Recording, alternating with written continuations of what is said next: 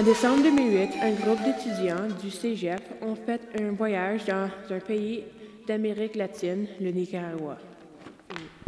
Tout en voulant sensibiliser la population de l'Outaouais à la réalité de ce pays et établir des bases de développement durable. Ce projet avait comme objectif d'offrir à des jeunes une expérience marquante. Celle de vivre pendant un mois dans un pays étranger, y travailler et y apprendre la langue dans des familles d'accueil. Écoutons le responsable du projet, Daniel Girard, nous parler de cette aventure. Ce qui est offert, c'est un stage d'initiation à la coopération pour le développement international. Les gens sont jumelés individuellement dans différentes familles d'accueil du Nicaragua. Le Nicaragua, c'est après Haïti le deuxième pays le plus pauvre de l'Amérique centrale. Donc, tu es jumelé avec une famille d'accueil individuellement dans une communauté. Le projet veut que je change toujours de communauté. En changeant de communauté, bien, chaque communauté arrive avec une nécessité, un besoin différent. Le Nicaragua, c'est après Haïti le deuxième pays le plus pauvre économiquement du continent. On parle d'une pauvreté économique.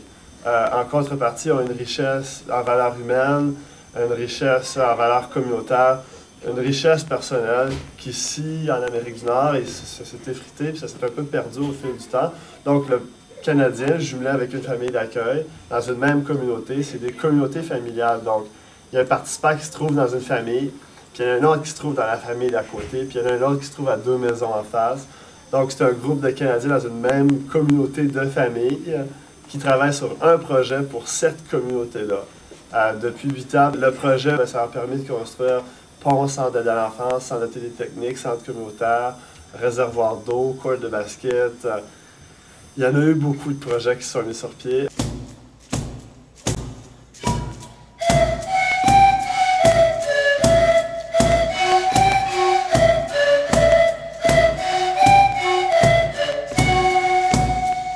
Depuis 8 ans, j'ai accompagné plus que 400 étudiants secondaires, cégep, universitaires. Je les jumelle avec la communauté d'accueil, on travaille sur un projet, puis les fins de semaine, j'accompagne les groupes autour du Nicaragua, autour du pays, voir d'autres réalités. Parce que c'est un stage d'initiation à la coopération internationale, c'est complet comme stage, comme projet.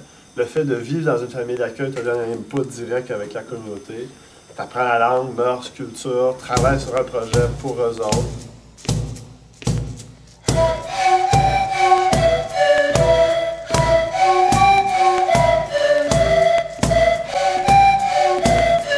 En décembre, c'est un groupe de 14 que j'ai accompagné. C'était tous des étudiants du cégep.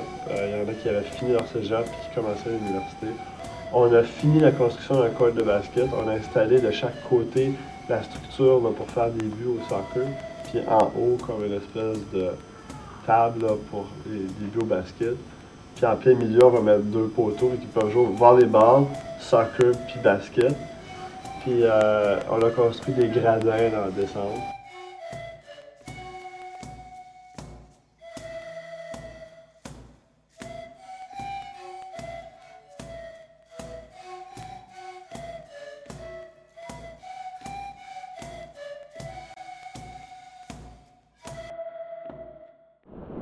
Alors, nous sommes sur une île, nous visitons un phare.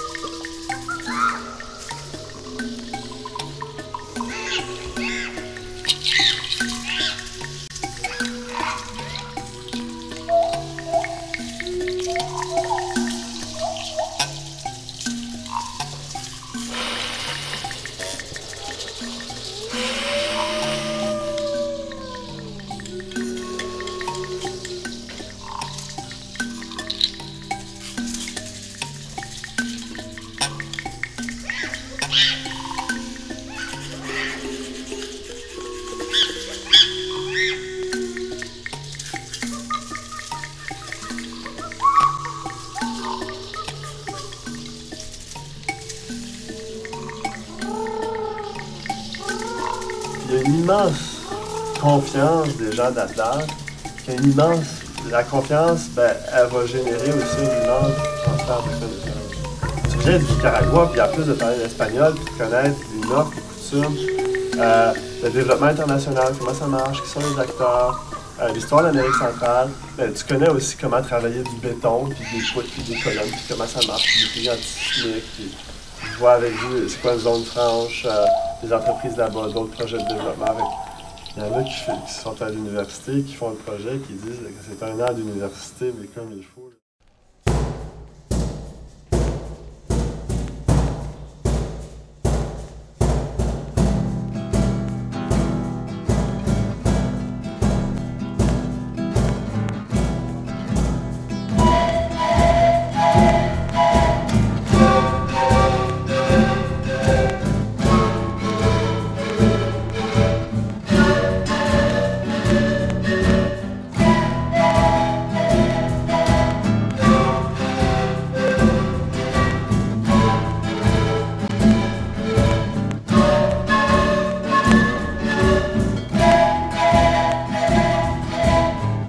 Alors, les îles ont été formées par une éruption volcanique il y a 300 ans. 13 000 ans, correction.